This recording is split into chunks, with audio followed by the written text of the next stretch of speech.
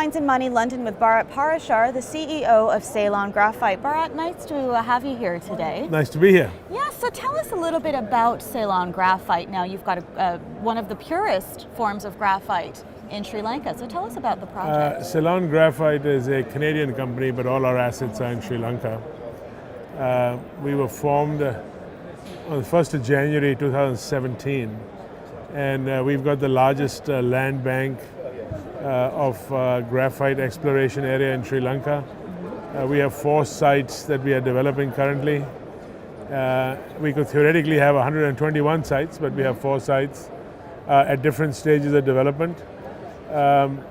Sri Lanka, as you may or may not know, used to be the largest producer of graphite in the world till about the start of the Second World War, but after the British left and the price of graphite sort of nosedived, the industry went out of out of vogue in the country, and a lot of the mines just shut down. By chance, we happened to come across this information. We met up with the government. The country is divided into 1 square kilometer grids. Okay. And we basically have acquired 121 of these grids where there was previous production.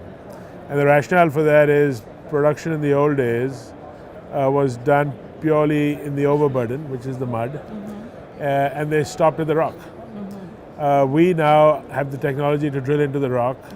Okay. So we basically, just to validate our own thesis here, sent a guy out on a motorcycle. He went to 45 different sites, and true enough, there were pits or adits there. And so we went to the government and basically negotiated a deal to take 121. So what are you working on currently? Well, as I said, we're at 4 sites. 1 site we're down to about 350 feet.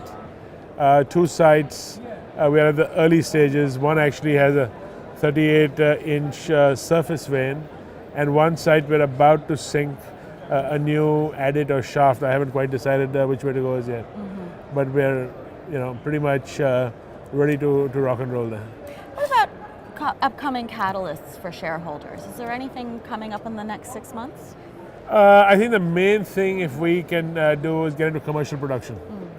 And so quickly? When I say commercial production, I mean have the ability to sell. Okay. I'm never going to sell raw graphite. Okay. I'm only going to sell processed graphite. But to do that, I need to get a mining license from the Sri Lankan government. I have exploration licenses, I've got advanced exploration, I got all sorts of licenses, but I don't have a pure mining license.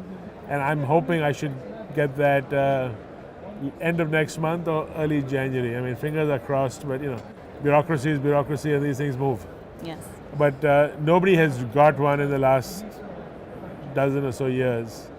So we'll be thrilled if we can get one. And you're confident that... Oh, we're very confident, yeah. We've done all the presentations, we've ticked all the boxes. We're at the final stages of our environmental study on one of our sites. We're not doing anything with any acid leaching or anything. It's pure and simple mining. So finally, Bharat, what would you like our viewers to know about Ceylon Graphite? What would you like investors to take away? I would like investors to know that we are maybe the purest graphite available on God's earth. We have the quickest graphite to production of anywhere. I know everybody claims that they're the cheapest, but we are the cheapest. We've hardly spent $4 or $5 million, and we are about to start producing. And our graphite sells at a premium to the regular flake graphite, because we have vein graphite. And my production costs are minuscule compared to everybody else. Okay, well on that note, thank you so much for joining us today. Thank you for having me.